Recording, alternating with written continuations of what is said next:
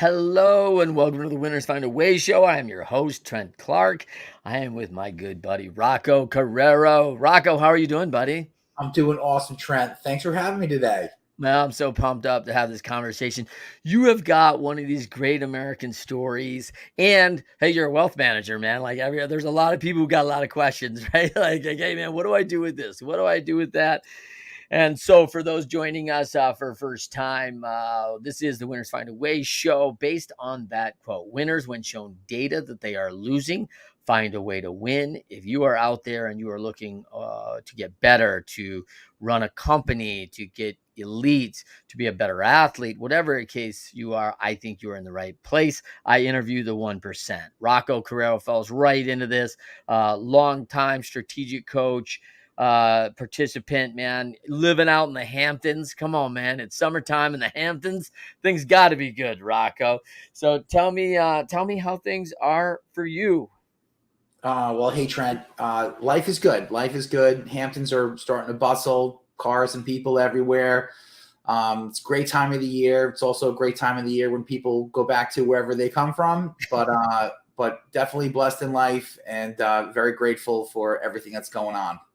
All right, this is a cool. So you're a Long Island native, grew up there. Before we get all into Rocco's life and the life and son of an Italian immigrant, which I am dying to talk about, by the way, tell them where they can find you real quick, Rocco. They can go to my webpage at roccoacarriero.com. That's ROCCOACARRIERO.com. Awesome. Perfect. That is a great place. You can find Rocco on LinkedIn, of course. And you can also find his book. As you see, he's an author of the Three Chords Approach. You want to pick up that book. We're going to talk about that book. And once we talk about it, you're going to want to get that book. So going to be awesome.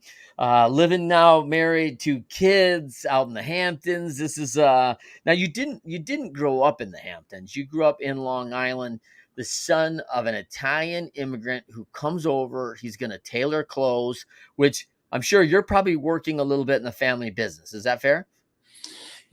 I'm not in the family business of tailoring, but that's where I learned business. I learned Yeah. business from my parents, and so that's where it all started.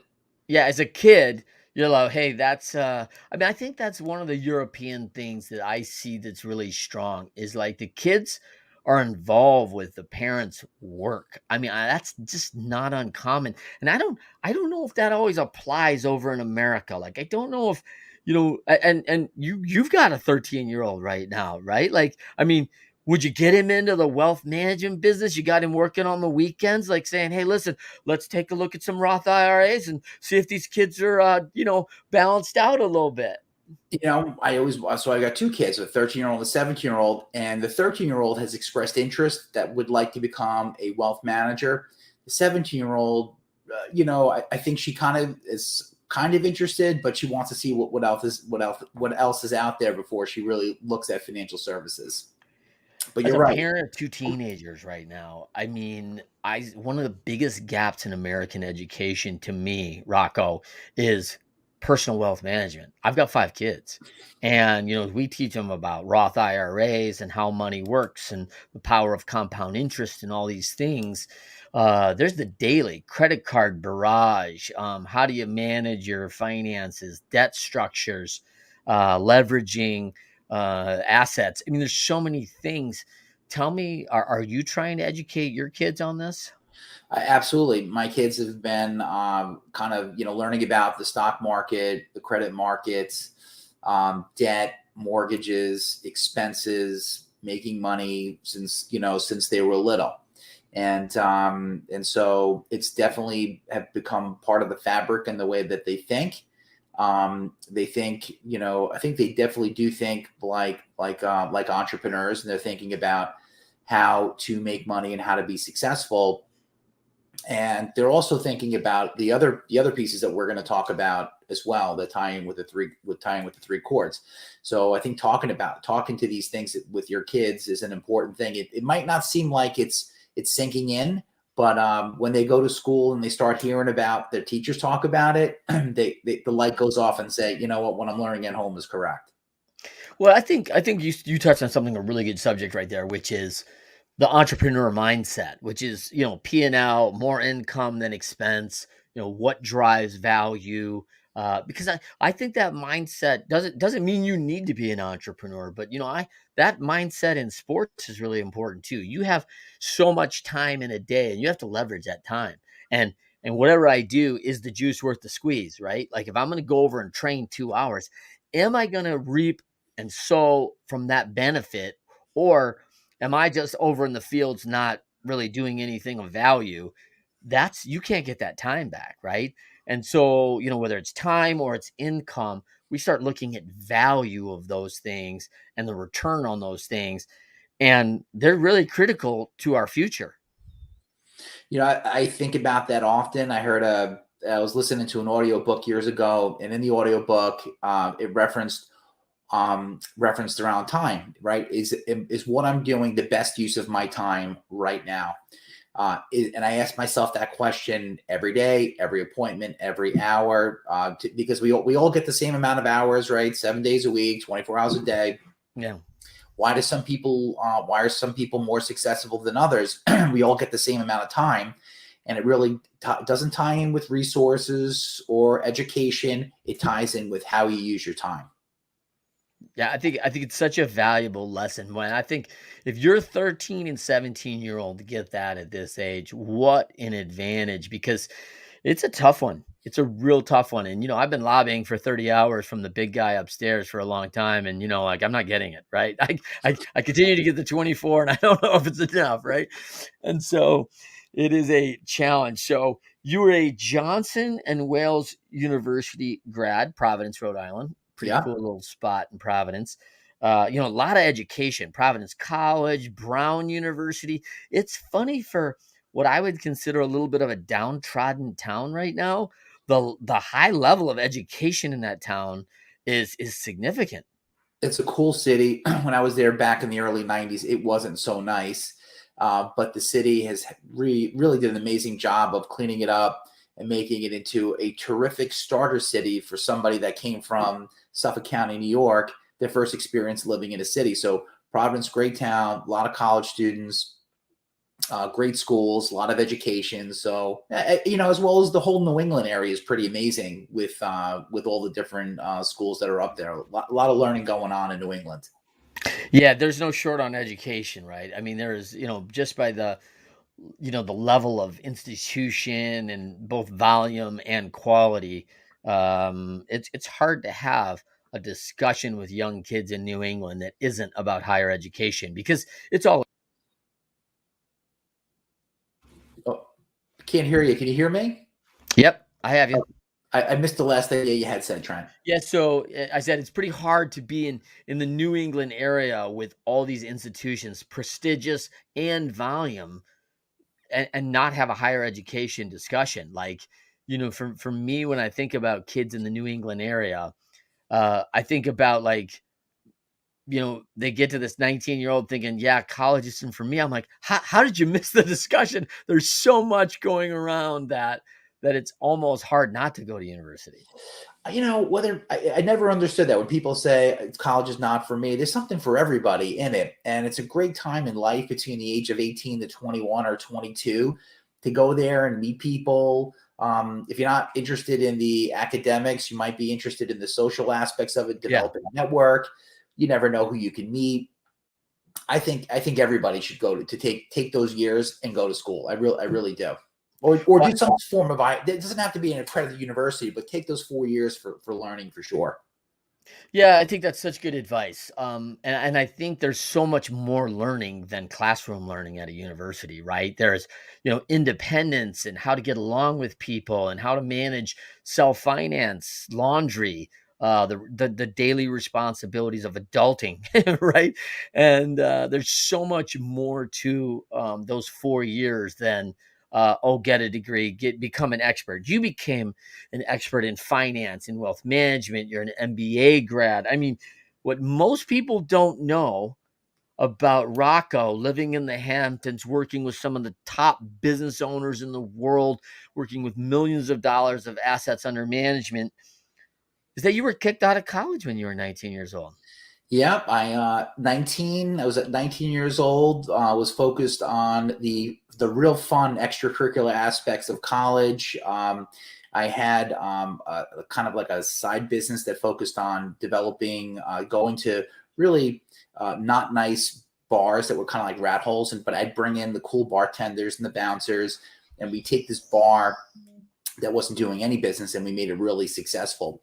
And so I wasn't focused on the academics. I was focused on entrepreneurship and made a bunch of money in school, but school wasn't happy with me and they politely asked me not to come back, which was a real kick in the face, real disappointment to my father, my parents, my mom, my dad looked at it like, well, I guess he just can't do the work. And I was so embarrassed about it. You know, we've got a large Italian American family and my cousins and my aunts and uncles. It was just a real bad time in my life. And I was embarrassed. And I said, okay, I can't mess around anymore. I gotta get back into school. Got to do well, got to get back to Johnson and Wales, got to finish. I had a girlfriend there at the time who's now my wife. I got to get back to all these different things. And so when there looked like there wasn't a way to win and do this, that's where I learned that if you really want something, you make a way. And I did it. I got back, got into a community college, did 2 years in 1 year, got back to Johnson and Wales, finished with like nothing but A's. Went on, did my MBA. I've had a great career. But if that didn't happen to me at the age of 19, I'm not quite sure where I would be. And if I had to guess, I don't think I would be where I am today if I did not have that happen to me at 19. Yeah, like what a great lesson. In hindsight, right? I mean, I can imagine like, man, like probably your parents probably didn't go to college, right? Italian immigrants, they came over. He's a tailor and hustling, to make sure and provide for his family and create a better life, right? And you've got these 20 kind of like this is a prestigious thing in the family to be at, and you just went and mucked it up, right? And you were booted, and the shame and like, and I also like want, as I got kids, right, and they're in that marrying age now. I have two, almost three in their 20s now, and you're looking at, hey, these are potential future in-laws, and like, oh yeah, hey, my boyfriend got kicked out of school. He's a great catch, Dad. Like, you can imagine like this isn't probably the light I want to have shine on here as a future, son-in-law of this person, right? It was one of the worst things that could happen to me, but it was a great learning experience. I learned a lot from it. You're right. If my daughter came home with a guy, oh yeah, he just got tossed out of school, but I really like him, and it's so funny. But again, I think the learned lesson with that is that I really had a choice. I could have either have gone in two directions. I could have said, screw college, it's not for me. I'll Mhm. go off and I'll do something else, or recognizing the fact that got to get back into school. Let's give this another try. Got to do it right, and taking the right path, because I think everybody experiences things like this in their life at certain points, and then you hit that fork in the road, right? And then which fork do you take, right? Everybody has those two choices, which direction you're going to go in. And for me, I chose the right fork. I mean, I could have very easily have chosen the other fork and gotten myself into serious trouble throughout my whole life. Let's talk about that. I want to dive a little deeper into that because that's a big issue, and I think you're hitting it right on. Like there is a fork right now, and you got to decide, and that's not easy at 19. And one of the things that I'm very concerned with in our culture right now is that the adults aren't coming alongside those 19-year-olds, going, "Hey, you better buck up and own your issues and take responsibility," because now I feel like there's always a get out of jail card. Like, oh, you know what? It's the school's fault. They were mean to Rocco. And this blame victim stuff starts going. And because of your upbringing, you knew, hey, the only one who changes this is me. And I got to do something. Oh, it really hit me at 19. I kind of had an idea if it's going to be if it's up to me, Yeah. But after going through that, I said, okay, I need to block everything out of my life, and I got to take the pathway to success. And I knew that even though that I may have not always seen eye to eye with the professors, I knew that they had the keys for the next level in life. So I had to kind of cooperate and just kind of go through it and to get Play my the credit game. and move on. Yeah. You know, So versus resisting it. I mean, too much. You know, today, I mean, people are protesting everything against all these different things, and we're not any better as a result of it. no, We're really not. And no. and so I think we got to get back to the basic fundamentals of certain things, and we, people just got to get the job done. Yeah. Yeah, I think protesting against standards that have been effective for a long time because you don't like them, you know, isn't necessarily a great thing, right? Like, because that doesn't serve me today, so I'm protesting the standards. But the standards were put in a place that serves me long term, right? If I play by those standards, it will serve me. I will get the degree. I will get the education. And so, it feels a little backwards, people's thought process on that protest. It's I don't know what's gonna kind of steady the ship here, but I think probably great parenting. I mean, we're just kind of meeting each other. You've got 5 kids, and you seem like an amazing parent. And I think that as Ronald Reagan said years ago, it starts at the dinner table. So I think Mm. that I think that I'm not really putting it on the kids and putting it on the parents and the leadership that comes from home. That's where it all starts. Yeah, I think that's good We can advice. And blame the teachers, we can blame everybody, but we got to blame the parents. That's the bottom. yeah. Well, I think we have to take ownership, right? We're asking, what would you tell a 19-year-old kid? I mean, you're getting close to this, right? Your daughter's nearing this age. I mean, a 19-year-old Rocco, what would you tell a kid who maybe is looking at that fork going, you know what? The school's not fair, and get into that shame cycle, blame game. What would you tell a kid in that situation? Because there's a lot of people that are going through this. It's not fair. I lost my job because of COVID. It's not fair. I hear a lot. What would you tell someone who, when you got into a hard situation and had to do something different, and now they're in that situation? What would you tell them? I would tell them to go out there and play in traffic. What I mean by that is like get out there in the mix, meet people, talk to people that have done things that you'd like to do in life. There are patterns to success. If you just follow them, you might be able to do the same exact thing. Sometimes we overcomplicate things. It's just like I talked to my son about this. We were just talking about golf.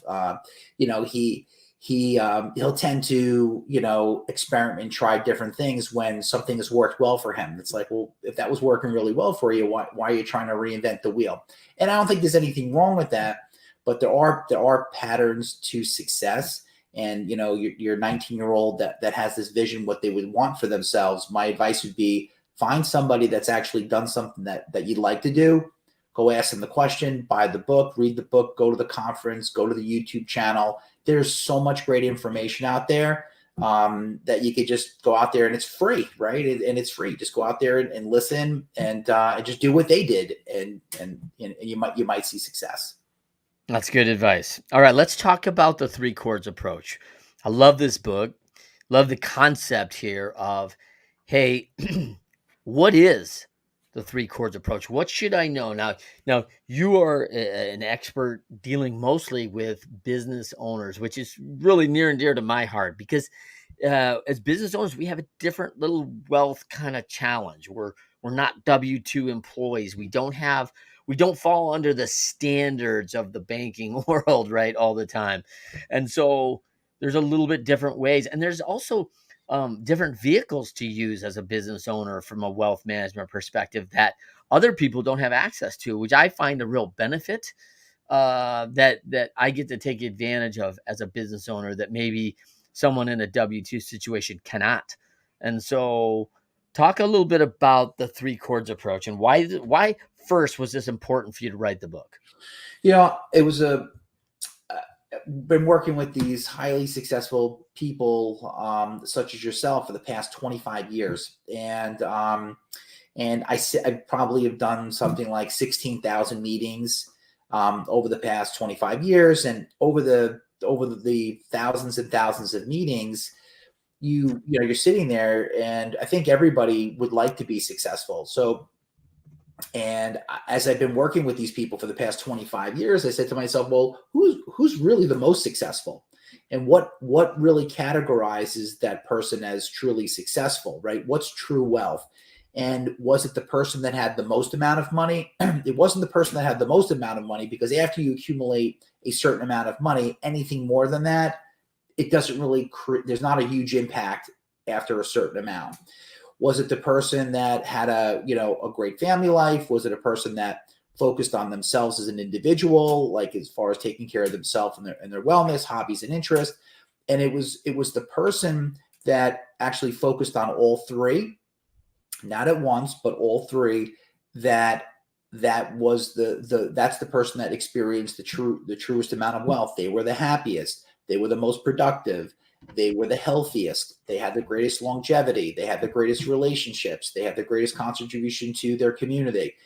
And so the idea behind the three chords is that each of the three, family, business, and self, represent an individual chord. And that when you put all three of those together, it's like a rope. It becomes unbreakable. But if you're just focused on one or two, or just, that's when the cord snaps. And if you're in business and you're an entrepreneur and things aren't going well at home, it's going to impact your business, right? If you're not able to take care of your health and yourself, it's going to impact your family life, and it's going to impact your business. So, so that's why I decided to write the book. And of course, it ties in with all the different wealth management, financial planning concepts that are inside of it as well. Love that. Yeah, I'm often reminded of Ecclesiastes 4:12, right? A cord of three strands is not easily broken. Right. And biblical principle of that, hey, there's strength in numbers. You need to understand that this provides quality. It provides strength. It provides durability. And it's so good. It's like that three-headed monster, right? From the old Godzilla days of the Rodan, right? And so let's dive into this a little bit real quick on the three chords. And before we do that, I want to take a quick just insight to our last episode on the Winners Find a Way show with Amir Habouche, where I interviewed Amir talking about business ownership and why entrepreneurs are buying into these trades businesses, business ownership, the value of these service-based businesses that have long-standing, somewhat recession. I don't know about recession proof, but certain recession resilience, and the value of the baby boomer businesses that have long-standing built high-quality companies that now are being successioned off to different things, and they don't have family that are moving them, and there's real opportunity. So if you have not listened to our last episode with Amir Habouche, highly recommend you jump on that and listen to some great takeaways from Amir, who's really living the American dream and loving this developing of not only these companies, but giving opportunity for the people to build sustainability inside those companies and doing it a little bit different way than most, which are typically buy, turn, and churn, and then burn and sell off. And he's doing it a very different way to build sustainability. So pretty cool. Rocco, coming back to the three chord approach, let's talk a little bit about very easy to fall prey to having one of those fall out. What are some of the key principles of each of those that just have to be critical in the family, business, and self that you're teaching? Let's start with the self first, the individual. Yeah, when you look at self as an individual, you think, well, what comprises of oneself, right? It would be yourself, your health, right? Your health and your wellness, diet, exercise. Are you seeing doctors? Do you know your blood numbers, right? There's all kinds of amazing tools that are out there that can help to know your inner age score. So things around health and wellness, relationships, hobbies, interests. Do you play golf? Do you like to fish? Do you like to travel? making sure that you're living your life and doing the things that you want to do for yourself. Really, really, really important, and that ties in with self. Yeah, I love that. Okay. So as you see that, you kind of go down that path, making sure that they're aware. Probably some what we call in our consulting practice, like a stop, start, continue. Like, hey, relationships continue doing great.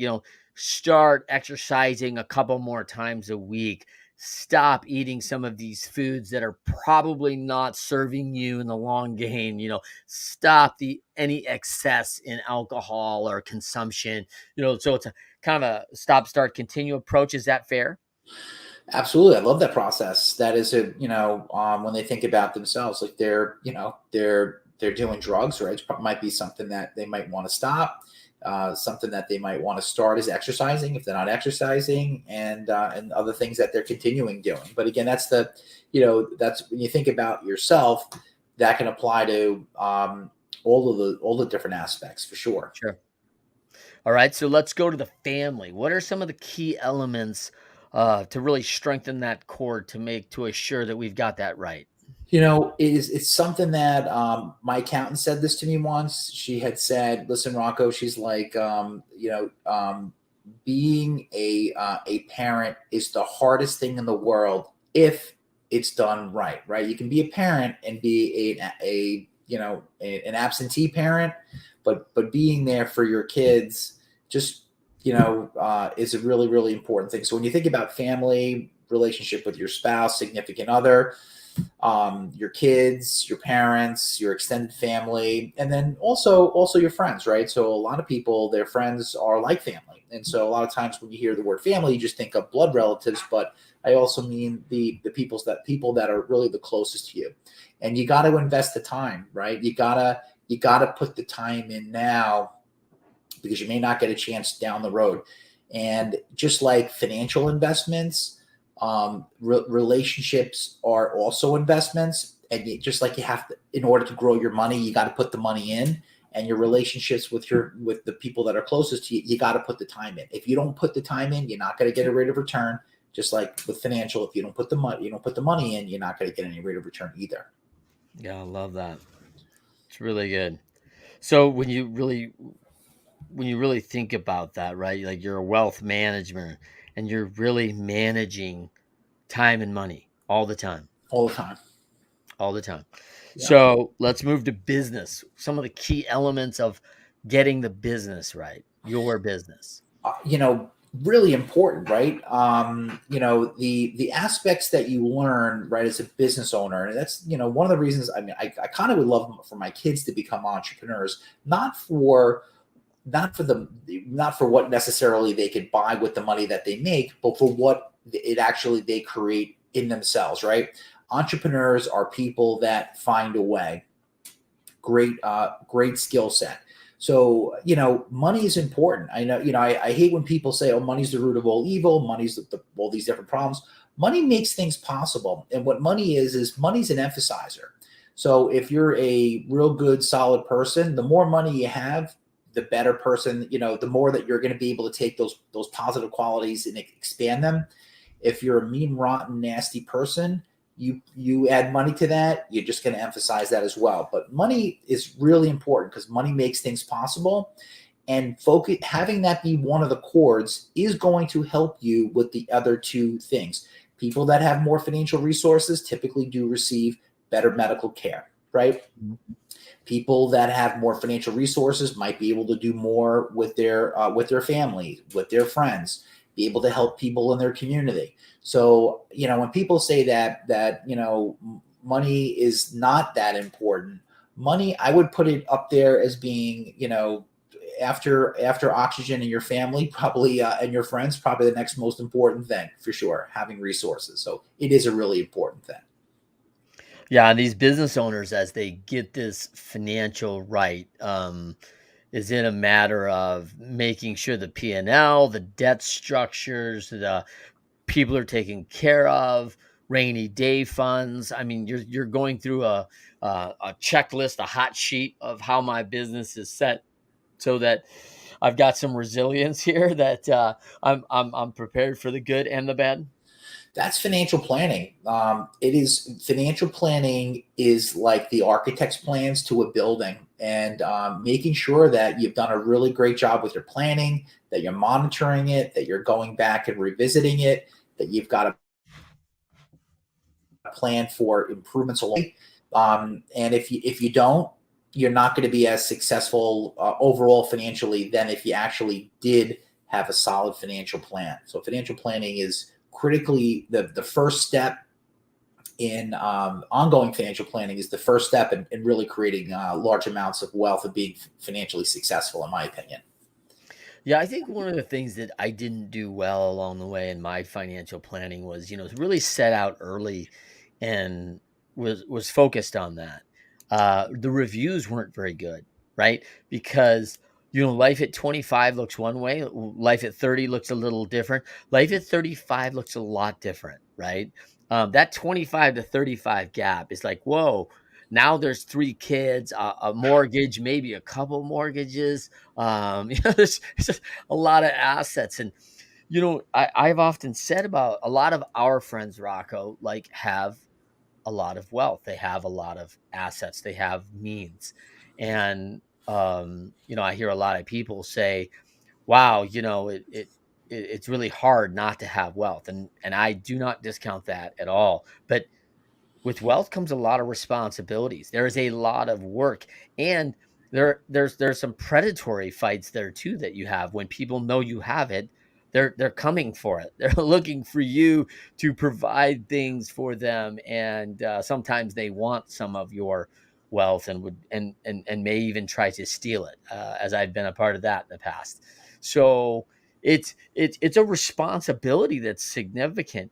And while I tell people like, hey, a lot of wealth can be a lot of energy and time because you have to manage all that as well, which becomes, a lot of people go, oh, well, hey, having a lot of money, I have a lot of problems, but money's not one of them. And I'm like, whoa, whoa, whoa. Because if you have a lot of money, there's sometimes a lot of challenges in managing it. I love what you had just said there because, yeah, all three chords, right? Money and finance, business has to be managed. Family stuff, got to be managed, right? Yourself's got to be managed. All three have to be managed. And, managing things, having calendars, doing model calendars, pre scheduling things out, it's really boring, not spontaneous, and people don't like to do it.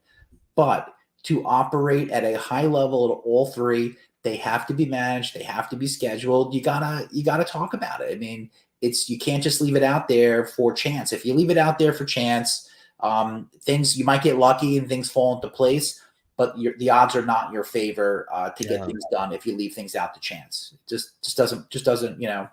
If you really want to get something done, you gotta manage it, right? What gets managed gets done. That's the bottom line. Yeah. Yeah, that's really good. Yeah, yeah. As soon as you said that, you want the odds in your favor. I immediately went to the Hunger Games. May the odds be forever in your favor. Which of course, no one has good odds, right? Like the odds are terrible. You're likely gonna die, right? And so it's yeah, it's one of those things that. What do you think that cadence is, Rocco? When you talk about, you really did a nice audit of success here, for the three chords approach and what you saw through these thousands and thousands of meetings, and what you would define success as. Is a cadence, once a quarter enough? Do I need to be doing this, every other day? Probably not. But is every other year too infrequent? Talk to me a little bit about cadence. I love the idea of journaling, and if you have a journal, you just basically take some blank pages and you write in there. And for people that like to journal every day, they could basically build three columns out how they doing in those three areas, right? If they want to do it monthly, quarterly, I think people that look at it at least on a biweekly basis are going to do better at it than the people that look at this every 2 or 3 years. Mhm. So I'm not sure if it's something that somebody needs to do every single day, but I would say, as far as frequency, revisiting all three areas at least minimum once a month. That's great. How you doing? You That's can give great. yourself a report card. How am I doing? Like, if you're missing all the activities that tie in with your kids, be honest about it. Like, and give yourself an F. It all starts with defining your values. Everybody's got 5 values, whether they have them on paper or not. There are 5 things that they operate their life to. And if they clarify them, if they do the values exercise and they actually know that, they'll see that's how they make their decisions. If family's not one of their values, and self is, they will choose themselves over their family all the time. And they're Yeah. like, well, how does that person keep making those decisions? Because it's one of their values. We make all of our decisions based upon our values, period. Whether we know what our values or not, when you see people make certain decisions, that decision ties in with one of the 5 values. Well, it's funny, Rocco. I don't know if you know or not. We talked a little bit, offline that I am an entrepreneur organization member, and unbeknownst probably to you, is that every month we meet with our business forum, and that is a group of 8 to 10 other businesses that can't be competitive to you. So we have a very open environment to talk about the top 3, 4, 5% and the bottom 3, 4, 5% without the issue of having any competitor in the room and for our businesses. So uh, and we report every month on our family, on ourself, and on our business, both the Huh. positive, the top thing, the thing that absolutely was just incredible. That's the most positive thing and the emotions tied to that, and the negative of and the emotions tied to that, and why that's important and why what may have happened and significant in that. And the other thing that they do is you give a rating, right? Like, hey, a 5 is average, and of course, everyone thinks, oh, successful entrepreneurs, everybody's 9s and 10s, right? Like, oh yeah, the family's great. Like, finances could never be better. Relationship, like, no, that's not how it works. Like you have times, and you're like, I don't even know if we're gonna make payroll this Friday. Like, and you're like, finances are at 2, and so the ultimate check-in and accountability amongst each other is like, hey, when you see F's for a couple months, or you see 2s and 3s or 1s, and hey, it may be time to come alongside and support this person in another way, because this is getting really hard, and that's what the structure is built for, and that's so valued to have an advisor like yourself who you can check in on that, and you understand exactly where people are at, and they're open and honest about where they're at and understanding on that 3 chord approach. It's pretty awesome. One last point to that. The best time to get started on all three is like now. I see people that are highly financially successful. They're playing catch up now, and they're trying to make up with their kids and their families, and they're making they're applying money to that in hopes that they can make a difference. But sometimes, I don't want to say it's too late, because it's never too late. But it's either you got to put some time in now, or you're going to have to put a lot of time in later. And so it's one of those things where it's one of those things that either you're going to pay now, or you're going to pay heavily later. Yeah. And and it isn't worth it, right? Making money is really important, but making all the money in the world, but like blowing up all your relationships, personally and professionally, it's not worth it. I see it. It's just not worth it.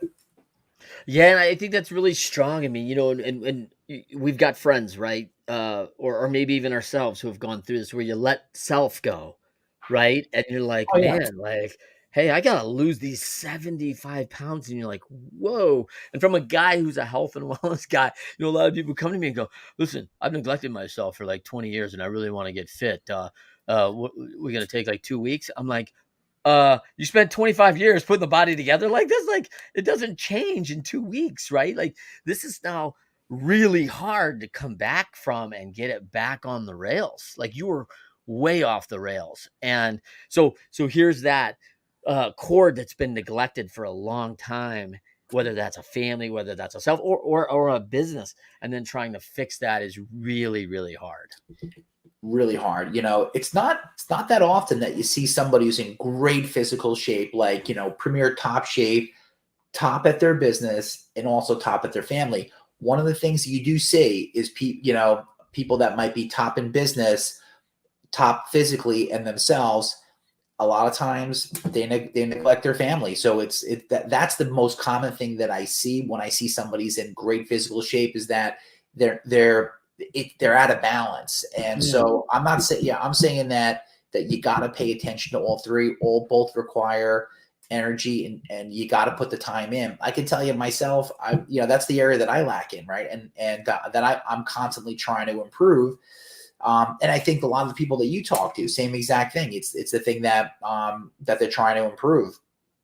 You got to put energy into all three, because if you just let yourself go, at some point there's going to be a crash landing. And if you're gone, what good is that for your family, yeah. or your business? Yep. That is exactly it. Well, listen, awesome to have you here, Rocco. Great talk on the three-chord approach. For those out there, go out, get that book. Rocco, can they find you? Tell them again. Go to our website at roccoacarriero.com, and they could check out more information on the book, take a quiz. There's a lot of information on there for them to enjoy and find useful. And if anybody has any additional questions, they can reach out for sure. Perfect.